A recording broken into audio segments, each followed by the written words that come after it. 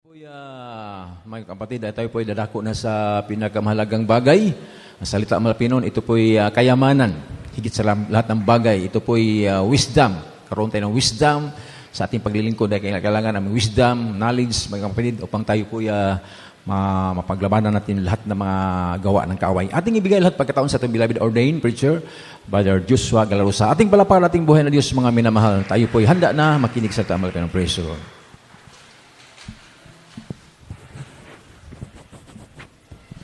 Praise the Lord. God bless you, beloved preacher, Brother Roland Cardenas. Praise the Lord. Tayo po ay madalangin, Panginoon, sa ating pinakamalapang Panginoon. Hallelujah. Hallelujah. Dakilang Ama o Diyos, mga pangyarihan sa lahat ang banal sa pangalan ni Jesus. Sa gabing ito, mga Panginoon, narito kami nagpapaabot ng walang pagpupuri, pasalamat sa paglangis sa bawat yugto na panamba sa gabing ito, bagay sa mga papuring awitin, sa mga patutuo at lalong-lalo ng pagkilos mo sa aming kalagitnaan. At sa pagkataong ito, malapay noon, hallelujah, narito ibang lingkod, through the leading prayer of our beloved and honorable evangelist pastor Will Estrada Almada. I'm proud of God, panintulutan mo, o Diyos, ibang lingkod na yung salita. Ito'y aking maipayag na may pag-ibig at kasama yung kapangyarihan. Alas yung mga hadlang sa aming kalagitnaan, sa makapangyarihan pangalan ni Jesus, demons of destruction, opposing spirit, doubt, and all the powers of darkness, I command you be bruised in the mighty name of Jesus. Amen. Praise the Lord. First and foremost, the highest praise, glory, and honor, thanksgiving, and worship our loving God, our great God, and there is Jesus, the King of kings, the Lord of lords. And we give the full honor and we speak to the man of God, our beloved and honorable evangelist pastor, Wellness Almada, the end-time prophet of our loving God, and his beloved children-in-law, grandchildren, great-grandchildren. And we'll always remember and treasure the blessed memories and teachings of our dearly beloved and honorable assistant pastor, Lane Almeda. At magandang gabi rin po sa aking mga kamagagawa, sa ating mga beloved co-preachers, sa ating mga beloved musician, sa ating mga beloved choir member, at sa inyo pong lahat ang mga beloved brethren, magandang gabi, at sa ating mga webcast viewers, sa iba't ibang panig ng mundo, lahat ng mga mantabay sa ating panambahan sa gabing ito. Happy watching po, mga minamahal. Ating pong palapakan ng ating pinakamalapay noon. Everybody say, praise the Lord. At tayo po ay tuloy-tuloy na po, mga minamahal. Ating pong buksan ng Psalms chapter 37, verse 4.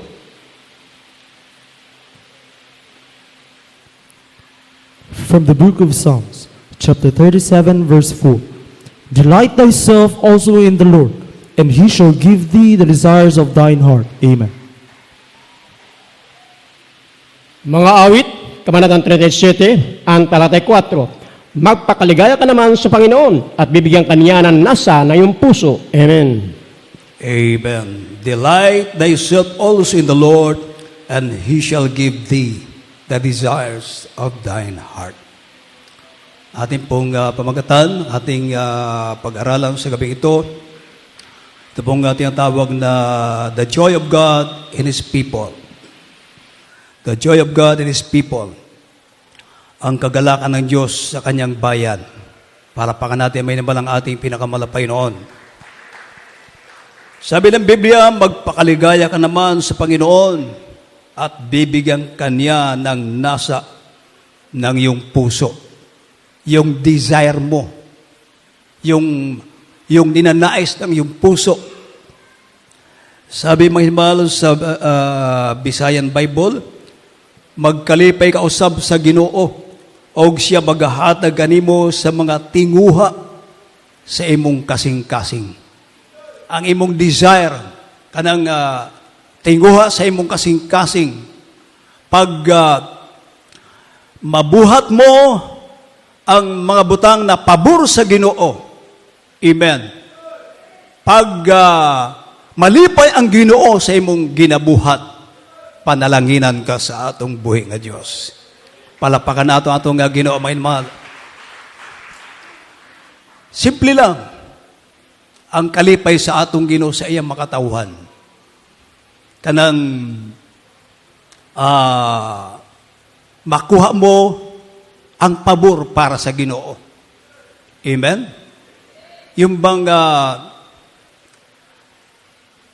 yung malugod ang Diyos sa iyong ginagawa. Amen. Palapakan natin ang ating pinakamalapay noon. Dahil anong sabi ng banal na kasulatan? Ang Diyos mayaman sa lahat ng bagay, di ba mga minamahal? Amen? At ang pagpapala ng Diyos ay nagpapayaman, sabi ng Biblia. Ang Diyos, ang malapit siya ang source sa lahat ng blessing. Palapakan natin ang ating pinakamalapay noon. Buksan natin may naman ang Ephesians chapter 3 verse 20. From the book of Ephesians, chapter 3, verse 20. Now unto him that is able to do exceeding abundantly above all that we ask or think, according to the power that worketh in us. Amen. Epeso, Kabanatang 3, ang talatay 20. Ngayon, sa makapangyarihang gumawa ng lubang sagana na higit sa lahat ng ating hinihingi o iniisip, ayon sa pangyarihang gumagawa sa atin. Amen. Amen. Now unto him that is able to do exceeding abundantly above all that we ask or think, according to the power that worketh in us. Amen? Ngayon, sa makapangyarihan gumawa ng lubang sagana ng higit sa lahat ng ating hinihingi o iniisip ayon sa kapangyarihang gumagawa sa atin. Amen. Ang Diyos, damhanan, makapangyarihan ang Diyos. Amen. Sabi ng Biblia, ano man yung ating iniisip, mga minamahal, ating hinihingi o iniisip, higit pa doon, at ibibigay sa iyo ng malapay noon. Palapakan natin ang ating pinakamalapay noon.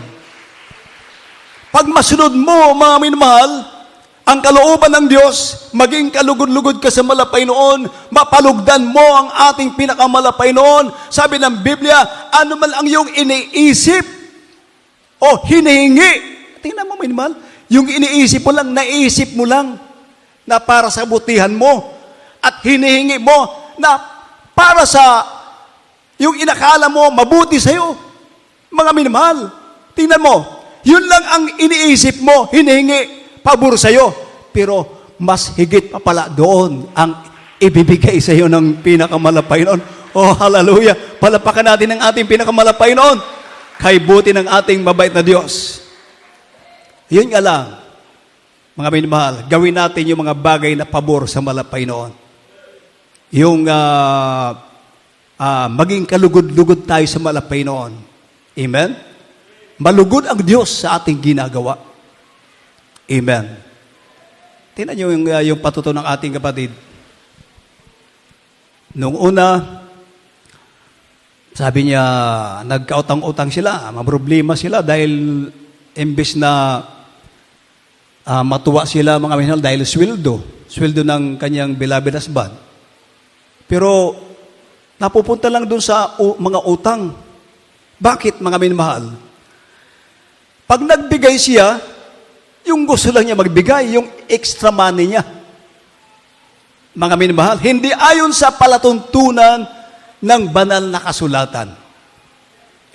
Dapat ang malapay talaga ang masunod. Hindi tayo yung nasusunod, mga minamahal. Amen. Everybody say, praise the Lord. So yun, mga minamahal. Nabaon sa utang, imbes na tuwang-tuwa dahil sweldo, mga minamahal, siyempre, pag sweldo, may pera. Pero doon lang napupunta sa mga utang, pagkakautang. Amen po ba, mga minamahal? Andiyan pa kayo? Everybody say, praise the Lord. Importante ito, mga minamahal. Hallelujah. Tingnan nyo. Nung pinaliwanagan ng kanyang beloved wife na ganito ang gagawin mo, magtapat ka sa malapay noon. Dahil ang Diyos ang may-ari ng lahat ng bagay. Amen.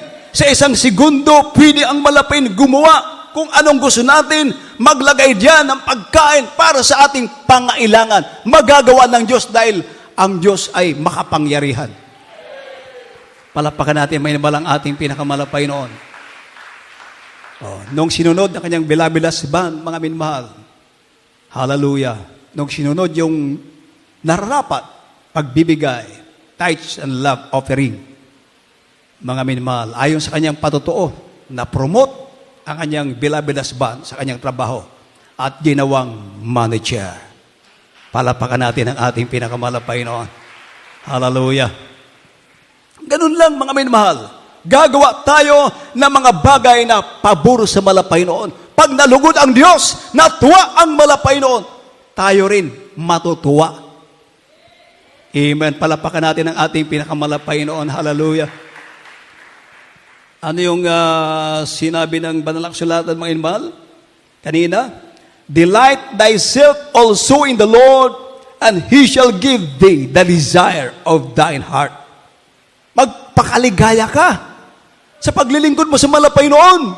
Amen. Malipay ka, matuwa ka, hallelujah, sa iyong ginagawa sa paglilingkod sa Malapaynoon. Hallelujah. Amen.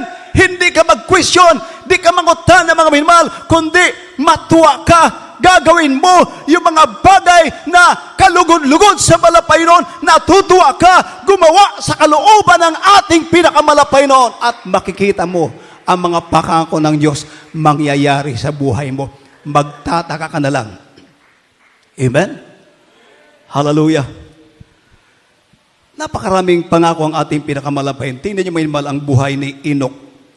Ating bubuksan ng Hebrews chapter 11 verse 5 up to 6. From the book of Hebrews, chapter 11, verses 5 and 6. By faith Enoch was translated that he should not see death, and was not found, because God had translated him. For before his translation, he had this testimony, that he pleased God. But without faith it is impossible to please him. For he that cometh to God must believe that he is, and that he is a rewarder of them that diligently seek him. Amen. Hebrehanon, Kamalatang 11, ang talata 5 hanggang 6. Sa panampalataya si Enoch ay nilipat upang huwag niyang makita ang kamatayan, at hindi siya nasumpungan sapagkat siya'y inilipat ng Diyos. Sa pagbago siya inilipat ay pinatotohanan sa kanyang siya'y naging kalugod-lugod sa Diyos.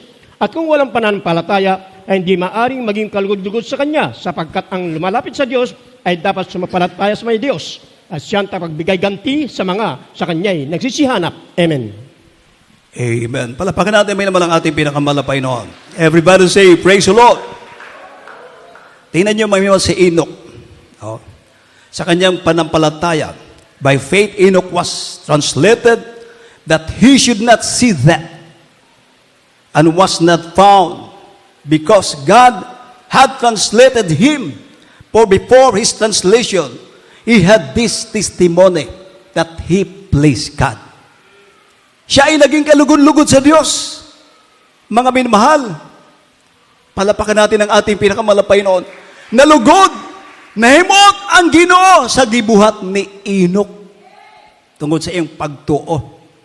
Anong nahitabo kay Enoch? Ano nangyari kay Enoch, mga minmahal? Hallelujah! Sabi ng Biblia, si Enoch ay inilipat upang wag niyang makita ang kamatayan. Konti lang nag-amen, mga minmahal. Gusto niyo bang hindi makita ang iyong kamatayan?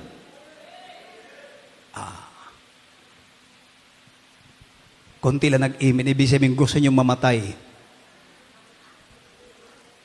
Si Enoch, inilipat siya, buhay siya. Hindi siya nakakita ng kamatayan. Hindi siya dumaan sa libingan. Kaya ba natin, mga minamahal? Mahina pa rin. Kaya ba natin? Yung pinakamalakas. Ayaw mo ba makita ang kamatayan? Mahina pa rin, mga minamahal. Bahala kayo. O kanya-kanya daw kaya. Dapat katulad ni Enoch. The best yun, mga minamahal. Panampalataya. Bakit? May imposible ba sa panampalataya? Walang imposible. Lahat ay mangyayari sa panampalataya. All things are possible to him that believeth. Lahat ay may mangyayari sa panampalataya. Walang magiging imposible sa panampalataya katulad ni Enoch dahil nalugod ang Diyos sa ginawa ni Enoch. Kinuha siyang buhay, dinala sa langit. Palapakan natin ang ating pinakamalapay noon. Oh? Hindi siya nasumpungan. Sa panampalataya si Enoch ay inilipat upang huwag niyang makita ang kamatayan. At hindi siya nasumpungan sapagkat siya ay inilipat ng Diyos. Sapagkat bago siya inilipat ay pinatutuhanan sa kanyang siya ay naging kadlugod-lugod sa Diyos. Nahimot ang Ginoo sa gihimo ni Enoch. Amen. Dahil sa iyang pagtuo panampalataya. Amen. Hallelujah. Kaya pag nandito ka sa bahay-sambahan, pag sinabing magpuri, magpuri ka talaga. Amen? Bayo sa kamot, bayo sa kamot. Is bubbling talaga. Hallelujah. Wag yung habang joyful, mahimal na parang walang nangyari.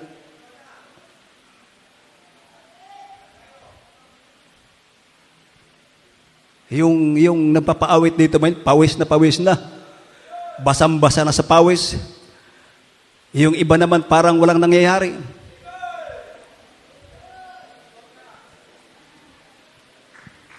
Ano ba yan? Malulugod ba ang Diyos dyan? Amen? Shout unto God with a voice of triumph. Clap your hands, all you people! Lahat magpuri sa Diyos.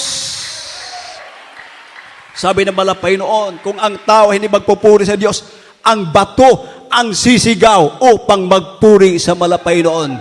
Binigyan tayo ng kamay, hallelujah, hindi para gamitin sa pagpalakpak doon sa sabungan. Hindi doon binigyan tayo ng kamay, kundi binigyan tayo ng kamay, gamitin sa pagpupuri sa Diyos. Ang Diyos sa mga Diyos, Hari ng mga Hari, Panginoon ng mga Panginoon, ang ating buhay, ating hininga, galing sa ating pinakamalapay noon. Kaya narapat lamang, purihin mo ang Diyos, hallelujah, pasalamatan mo ang ating pinakamalapay noon. Noon nga, mga minmal, kaya hindi natin naintindihan. Amen ang amen tayo. Hindi natin alam yung sinasabi na pala. Dahil, kinatsila Ibig sabihin pala nun, papatayin ka na at itapong ka sa impyerno. Pero tayo naman nung araw, amen. Ay. Itatapon ka na pala sa impyerno, mag-amen ka pa, okay lang sa'yo. Hindi mo naintindihan. Samantala dito, mga minamahal, hallelujah, kitang-kita natin na ang Diyos sa ating pinaglilingkuran, bagamat hindi nakikita, sapagkat sa Espiritu, kinakailangan sambay ng Diyos sa Espiritu at katotohanan. At dito, nakikita natin na nalulugod ang ating pinakamamahal na Panginoon. Everybody shout, praise the Lord! Galing Bantayan Island, ilang oras, sasakay pa ng birds, pagdating ng Hagnaya, papuntang Bantayan Island, nandito kasama natin para lang mag-fasting. Diba? At anong meron dito? Yung kanyang anak, naputol yung daliri. Naputol. Ano sabi sa'yo naputol? Malagyan po naputol. Ha? Pareho na. Parehas is the same. Naputol. Pareha. Palapakan natin ang ating pinakamalapay na manual. Minsan, nagugulan ako sa Cebuano kasi maraming salita, pero isa lang pala yun. Sabi ko, ano ba yun? Yung pala, isa lang pala. Hallelujah. Kaya naputol is the same, pareha. Tama. Amen. Naputol ang daliri. Mga minamahal, humiwalay. Hinanap pa nila. Saan na yung kaputol? Hinanap, mga minamahal, para idugtong. Sabi nung kapatid natin kanina, minamahal, ano yun? Putlang-putla na yung kaputol na daliri. May mahal. Nung nakuha, idinugtong uli. By faith, panampalataya, nadugtong, nabalik sa normal. Oh, hallelujah! Gaano ka makapangyarihan ang ating pinakamahal na Panginoon. Hallelujah! Kaya sabi ng Biblia, lahat ng bagay na may hininga, kailangan magpuri sa Diyos. Hallelujah! Ang ating hininga, libre, galing sa Diyos. Ang ating lakas, libre, galing sa Diyos. Kailan ka pa magpupuri sa malapay noon? Mga minamahal, kung nakahiga ka na, tapos yung bibig mo mayroon ng tubo rito. Diba yung mga nakikita natin sa ospital? Yung may tubo na rito sa bibig. Wala na. Hallelujah. Yung hininga, kailangan may tangke. Artificial. Yung hininga, gininhawa, galing sa tangke, binabayaran yon. Magkano kaya yon ngayon? Isang tangke, mami. Magkano yung isang tangke? Yung hangin? 1,000 yun. Eh kung wala kang 1,000, wala kang hangin. Ang hininga mo galing doon sa galing doon sa tangke. Pero sa malapay noon, yung hininga natin, libre. Walang bayad. Bakit hindi tayo makapagpuri sa Diyos? Na sinabi ng Biblia, lahat ng may hininga, may gininhawa. Let everything that had breath, praise ye the Lord. Hallelujah. Oh, glory to God. Palapakan natin ang ating pinakamalapay noon.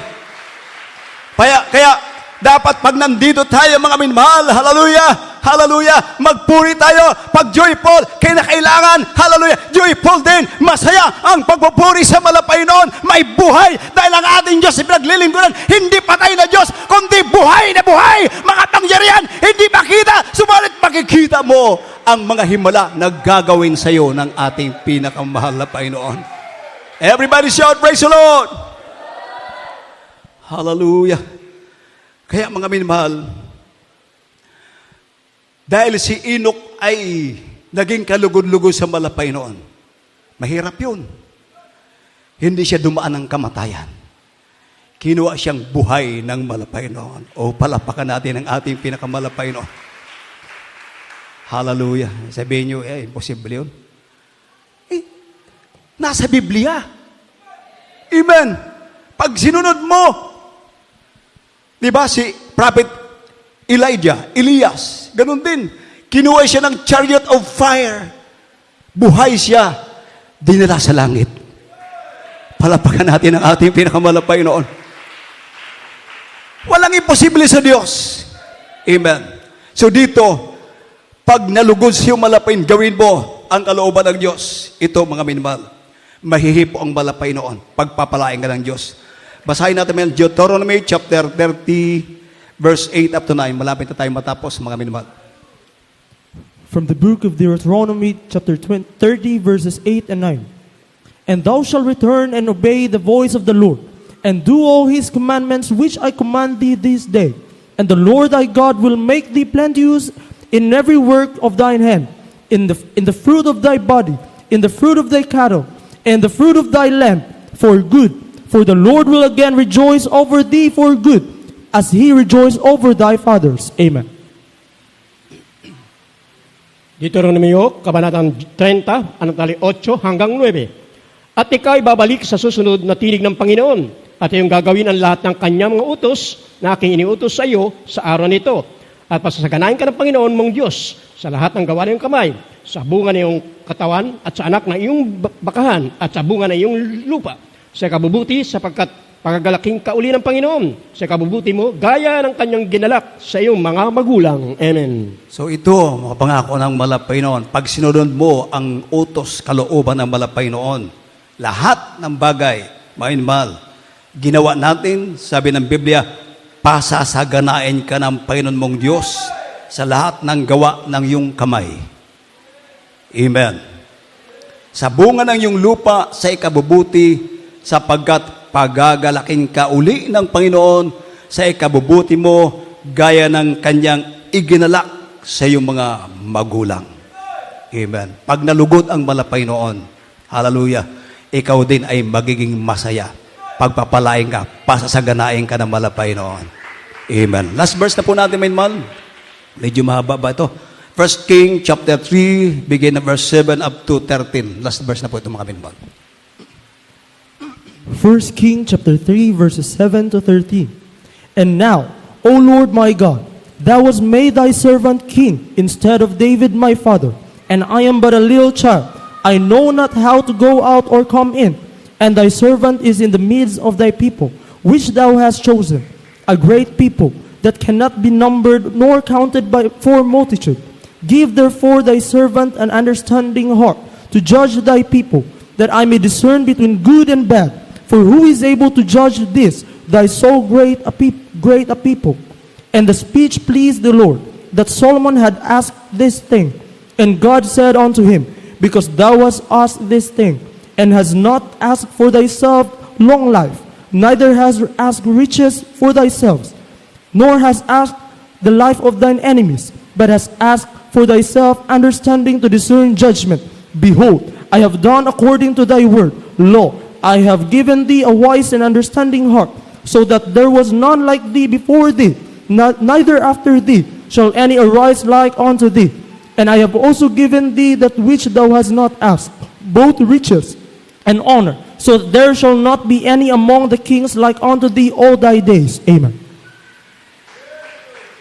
Unang Hari, Kabanatang 3, ang talata 7 hanggang 13.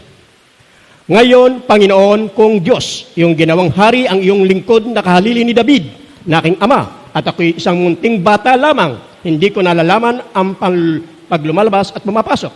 At iyong lingkod ay nasa gitna ng iyong bayan na iyong pinili, isang malaking bayan na hindi mabibilang o matuturingan dahil sa karamihan. Bigyan mo nga ng iyong lingkod ng isang matalinong puso upang humatol sa iyong bayan, upang aking makilala ang mabuti at masama. Sapagkat sino ang makakahatol dito sa iyong malaking bayan? At ang pangusap ay nakalugod sa Panginoon, na hiningi ni Salomon ang bagay na ito.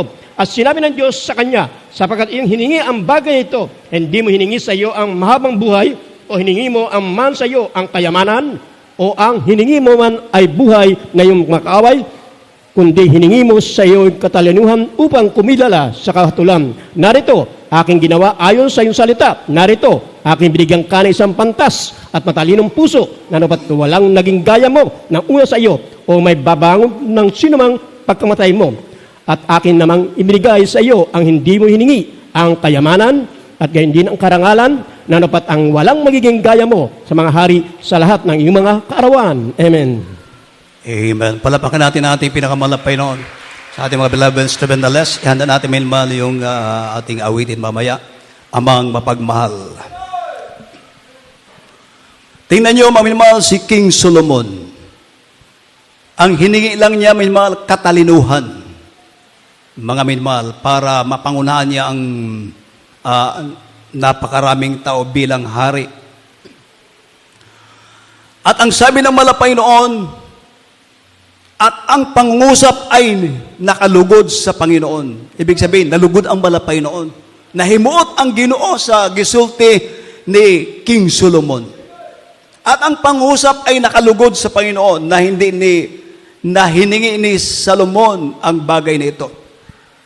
At sinabi ng Diyos sa kanya, sapagkat iyong hiningi ang bagay na ito at hindi mo hiningi sa iyo ang mahabang buhay o hiningi mo man sa iyo ang mga kayamanan o hiningi mo man ang buhay ng iyong mga kaaway, kundi hiningi mo sa iyo katalinuhan upang kumilala ng kahatulan. Narito aking ginawa ayon sa iyong salita. Narito aking binigyan ka ng isang pantas at matalinong puso na nupat walang maging gaya mo na una sa iyo o may babangon mang sino man pagkamatay mo. At akin namang ibinigay sa iyo ang hindi mo hinihingi. Tignan nyo, yung hindi hiningi ni Solomon, mga minamahal, ibinigay ng Diyos. At akin namang ibinigay sa iyo ang hindi mo hinihingi, ang kayamanan at gayon din ang karangalan na pat walang magiging gaya mo sa mga hari sa lahat ng iyong mga kaarawan. Palapakan natin ang ating pinakamalapay noon. Hallelujah. Ganon kamakapangyarihan ang ating pinakamalapay noon. Kaya si King Solomon naging hari na walang naging kagaya niya. Amen? Idinagdag na malapay yung karangalan at kayamanan. Bagamat katalinuhan lang ang hiningi ni King Solomon sa malapay noon. Dahil doon, nalugod ang ating buhay na Diyos. Amen? Ang Diyos ni King Solomon, ang Diyos ni Enoch, maugihapon ang atong Diyos diri sa Jesus Miracle Crusade. Mangyayari sa iyo, papangyarihin naman na Panginoon ang kanyang mga pangako. Hallelujah! Dahil ang malapay ay hindi nagtatangi ng tao. Ulitin ko, pag mapalugdan mo ang Diyos, gumawa ka ng pabor sa malapay noon, makikita mo ang mga pagpapala, mga blessings, magtataka ka. Hindi ko naman hiningi ito, hindi ko inisip ito, bakit ito nagsidatingan? Grabe, hallelujah, grabe mga pagpapala. Kaya magpapasalamat ka ngayon sa malapay noon. Totoo pala, ang Diyos na akin natanggap, natagpuan dito sa Jesus Miracle Crusade. Magpagpalang Diyos, buhay, makapangyarihan, lahat ay magagawa ng ating pinakamamahal na Panginoon. The joy of God and His people. Simple lang. Pag matuwa ang Diyos sa iyong ginagawa. Amen? Hallelujah. Ikaw din, matutuwa, pasasayahin ka ng mahal na Panginoon. Everybody shout, praise the Lord. Hallelujah. Ating pong imbitahan ang banal na presensya ng ating pinakamalapay noon, mga minamahal. Hallelujah, hallelujah, hallelujah. Praise the Lord, hallelujah, hallelujah.